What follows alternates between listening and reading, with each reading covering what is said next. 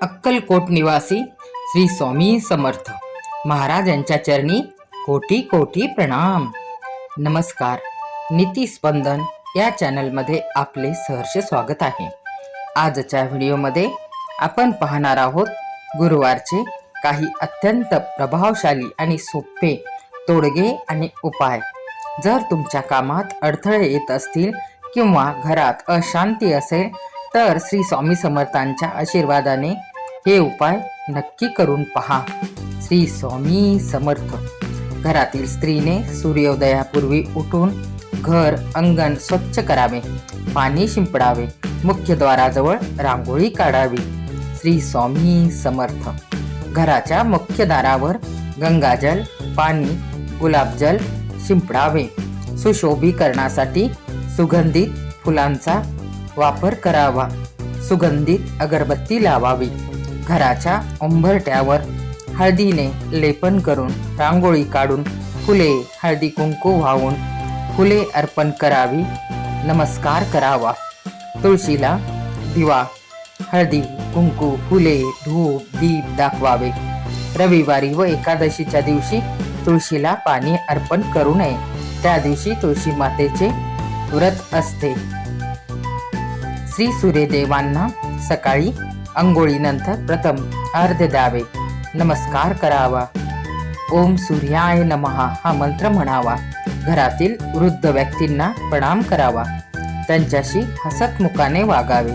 त्यांची सर्वतोपरीने सेवा करावी. या गोष्टींनी देवांची आपल्यावरती कृपा व्हायला सुरुवात होते. गुरुवारच्या दिवशी शक्य असेल तर उपवास करून गाईला गोग्रास द्यावा. पक्ष्यांना चारा पाणी द्यावे. श्वानाला चपाती खाऊ घालावी. हे शक्य असेल तर आपल्या सवडीने नक्की करावे. गुरुवारी पिंपळाच्या झाडाला पाणी घालावे.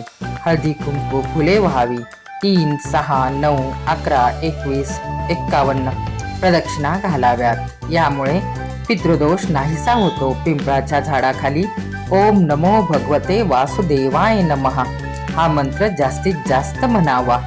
गुरुवारी एखाद्या सौवाष्ण स्त्रीला घरी बोलावून हळदी कुंकू फुले द्यावी, फळे द्यावी, दूध साखर द्यावे.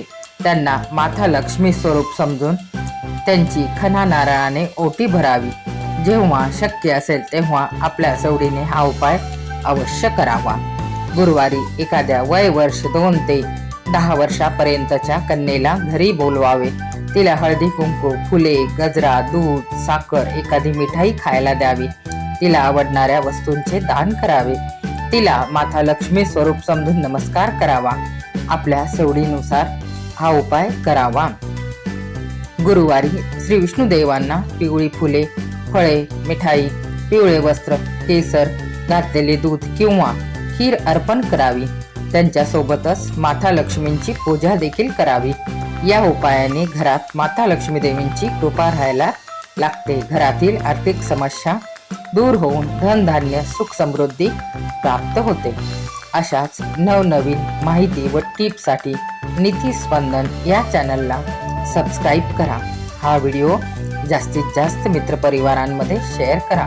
व्हिडिओ शेवटपर्यंत पाहिल्याबद्दल शतशः धन्यवाद. श्री माता लक्ष्मी की जय. श्री विष्णु देवता की जय. श्री स्वामी समर्थ. जय जय स्वामी समर्थ.